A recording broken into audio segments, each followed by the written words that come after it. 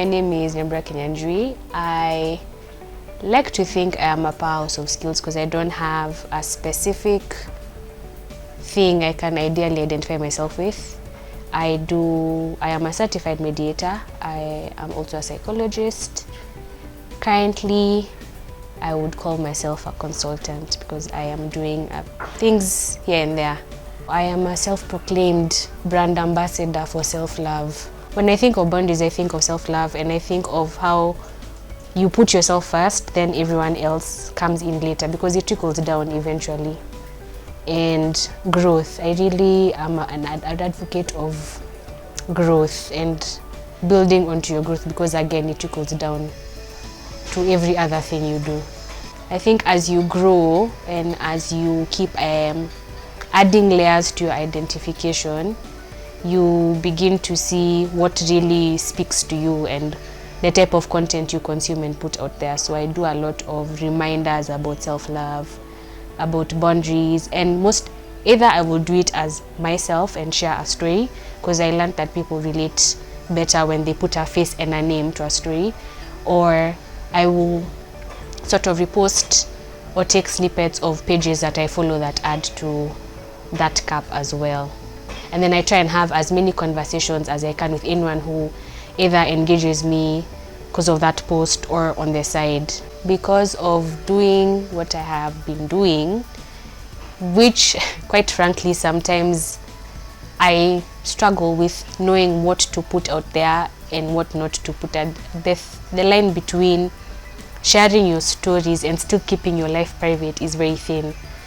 But thankfully, I get, well, not a lot, but I get a significant amount of texts or DMs, and guys are like, you really help me a lot, you've spoken to me. And funny thing, it's on those days where I'm struggling myself. So it's very interesting how the universe works. Is it something and to do continually? Yes. And to really maximize on it, because these are conversations that naturally, by these conversations I mean mental health conversations, naturally conversations that we have been shying away from because we think therapy is westernized, but it's not, because everyone needs it at one point.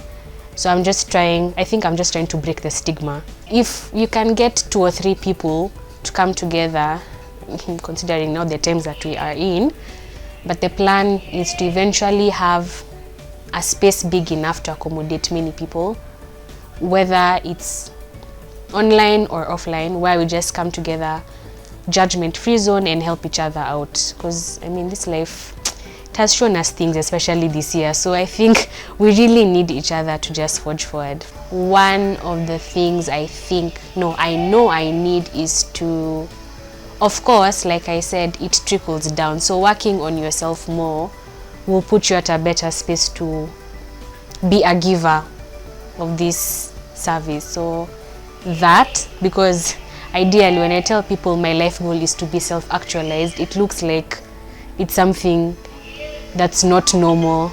Then again, my life is not normal in very many ways. So that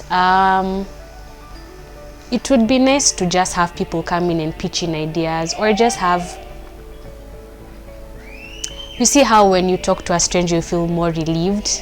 I think I really want to cultivate that. If it's going to be anonymous, well and good. If it's going to have faces and names to it, even better.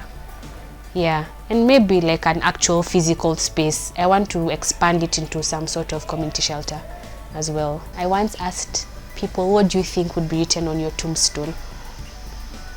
And my answer was, it was something along the lines of, she really lived her best life and in her truest self.